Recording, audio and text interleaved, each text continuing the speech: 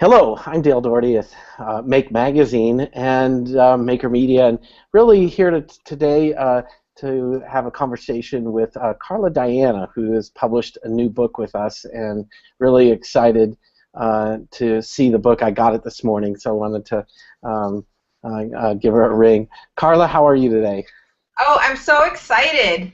I can't believe you have the book in your hands. I'm Well, gonna let get my me copy let and me show it to you. Look at that. oh, it's amazing. So this book is, for many who don't know, is called Leo the Maker Prints: Journeys in 3D Printing, and it's a surprise for all of us here because it's really it is a children's book, and it has beautiful color illustrations inside that Carla did, and a story behind it. So we're going to explore that today. And I mean, you could sit here and just look at it and ooh and ah. But Carla, give us just a little bit idea. What is this about? Sure. So the book tells the story of a young woman who was creative maybe as a kid, but had given all that up until one day she meets a 3D printing robot, and she has never heard of such a thing or seen such a thing. And they go on this journey of storytelling together, where he just tells her all about what 3D printing is about and how it happens, and it changes her life. That's terrific. And you know, it's a real book in a lot of ways. It actually begins with your namesake Carla riding a bike after, just in the day, in I guess the day that Hurricane Sandy is hitting New York City, and it takes place in Brooklyn. Right. Right. Right. And talk us a little bit about that context there. Sure. So, in a lot of ways, it's an homage to the DIY printing movement, and to so many friends that I have, like the folks at MakerBot. And I've been in the technology community for a long time, and so it's been exciting to see this develop and to start to see 3D printers in people's homes. Yeah. And you kind of give us lots of examples of people, real people, using 3D printers, even though they're illustrated in the book. Right.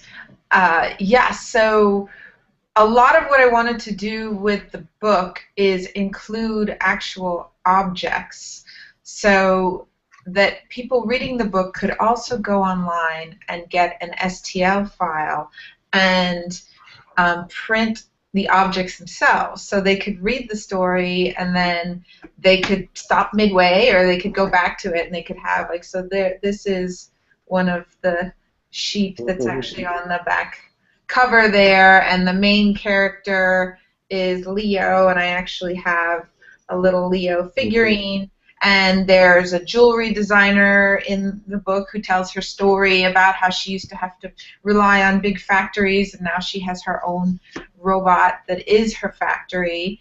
And there's an inventor character. There's a chef character who's 3D printing food. And I did a collaboration with the Cornell Creative Machines Lab to do all the research for that part of the story, and a bunch more characters.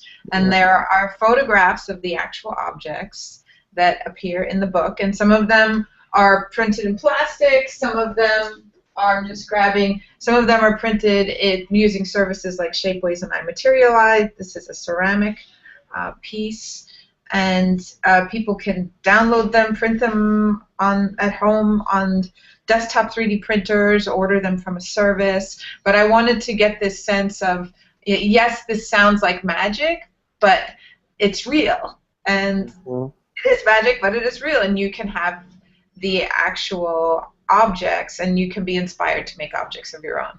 Yeah. Well, I think that one of the beauties of this book is that it encourages to have a rather playful conversation about a technology like 3D printing. And it's, as I said, a children's book in ways, but this could be read by anybody. And rather than just talking about how they work like a technical manual, this invites us to you know, in a sense, how do we feel about these machines, and what do they enable us to do? Right. Yeah, exactly. That was a lot of what I wanted to communicate because, of course, there is a great need for step-by-step tutorials, but there are already a lot of resources out there that handle that, and the technology is out there, and the files are out there, but maybe the inspiration is not so out there, or the feeling that I could just get up and I could, go download a file and print it today. Um, or create my own object and Hmm. print it today. Right. And why would I want to, and how might it change my life, and how might it change the world, actually, where we no longer need to rely on factories if we want to make a small quantity of something, or if you're an inventor, you can build the whole prototype right there in your workshop. Right. So it opens up the world of possibilities and a way to talk about that and say, hey, could a 3D printer do this? And to some degree, we want to imagine what these things can do, and not just do what we're told they can do. Right. Yeah, and a lot of the way I approached it as well was thinking of these robots as companions in a way. And some of this comes from a little bit of my background. I've done a lot of work with some of the universities actually designing robots for research tasks and giving them a sort of a personality, giving them a face, and I found that people have incredible emotion towards machines, and they do read personality in them, and all of the robots in the book are actual kind of characters that work alongside their human companion, and they work together. And Mm-hmm. that was one thing I thought was also very exciting, is that we could think of our 3D printers that way, as companions that help us to Right. be creative. Yeah, I think in an article you wrote in the New York Times earlier this year called "Talking Walking Objects," you sort of make the comment that as products become smarter, their behaviors will mean they essentially have continuing conversations with us, and in effect, that's what you have your 3D printing robot do. In the book, have a conversation with Carla, the character there. Right, exactly. Yes. And in that way it is technology, but the more that we can understand it and the more that it can give us feedback, then it doesn't have to be alienating. It can Right. become something that's, actually endearing. Yeah. Um, Tell me, when you were writing this book, did you imagine a certain audience? Did you imagine a certain person reading this book that you were writing for? Oh, sure. I mean, I definitely imagined parents with kids. I actually have this vision that the kids might know more about it than some of the parents, and I think that that's kind of fun. Um, and I also do have adult friends who say, "Oh, this 3D printing thing. Yeah, I read the articles in the newspaper, and it's so cool, but what is it?" And so I would like to hope that a few of those folks read it as Right. well. It's definitely a good book to read with your kids and talk about it as you go through it. It's not. I think there are places where they may need additional context to understand some of what's going on. Right. Yeah. Um, so we uh, this book is in Maker Shed, and it'll be in some bookstores, and we'll get some of that supporting information online, but that'll accompany this. But I'm really excited to see the printed book physically here. And actually, I did want to kind of ask, for those that don't know, you are a design professional and also a teacher. Can you tell us, and you have a sort of mechanical engineering background as well. So tell us a little bit about yourself. Well, sure. My background, my undergraduate degree was in mechanical engineering because as a kid I liked math and I liked to draw and I knew I wanted to make stuff. And I did work as a mechanical engineer in a traditional sense, but I discovered that there was this field of industrial design where people were actually thinking about how we relate to objects and what their shape is and why they're a certain color. And I found that really fascinating. And engineering is actually a great background for that kind of creative product design, because then you actually know a bit about why you're designing things that way. And since then, along the way, I became very seduced by digital tools and have always worked on the design of physical things that have some kind of digital component to it. So appliances and cameras and phones and that kind of thing. And in recent years, I've created a course that's called Smart Objects. That's just about that. That's about where the physical object meets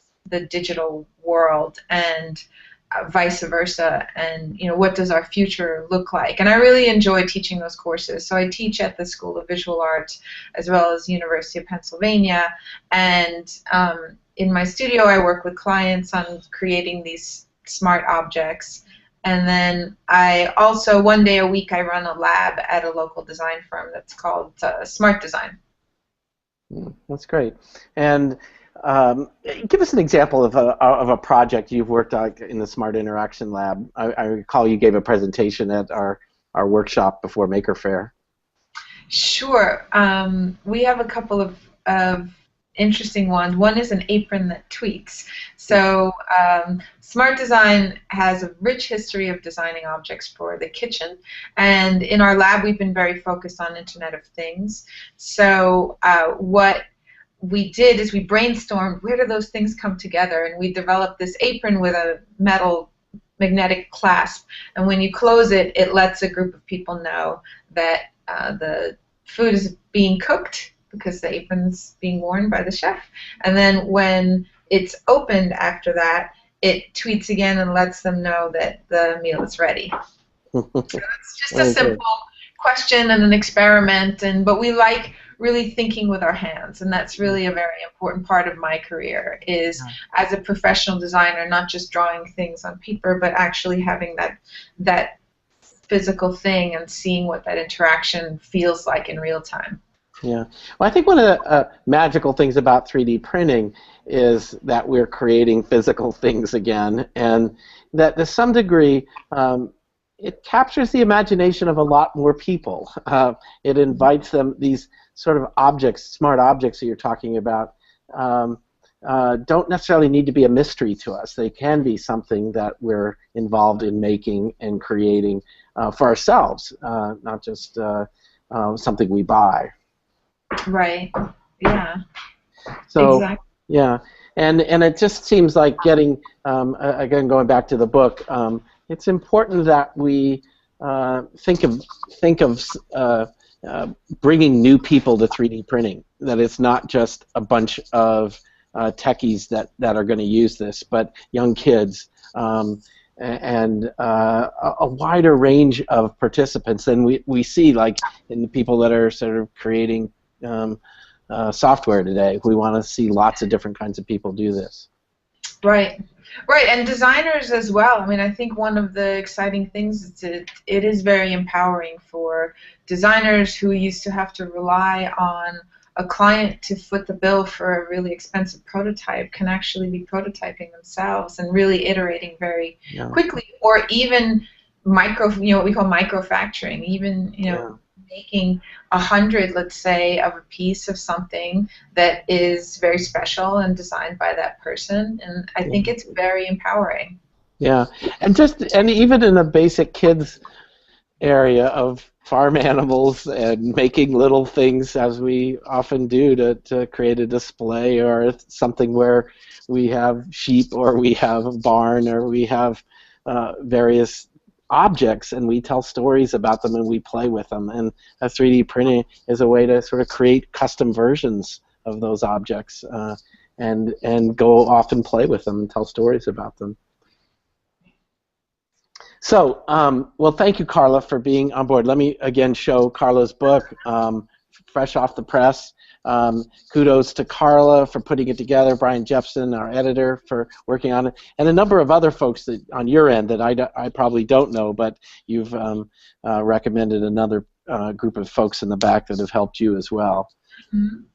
And a great team. Had a great photographer, Claudia Kristen, and story editor, I worked with a woman named Cindy Hansen who specializes in children's theater, Hmm. and I worked with a great book designer, Nicholas Lim. That's great. Well, good. Well, thank you, Carla. And again, I hope people will really consider this as a holiday gift for families to talk about 3D printing in a fun way that invites all of us to think about what the possibilities are. Great. Thank you so much. Thank you, Carla. Bye.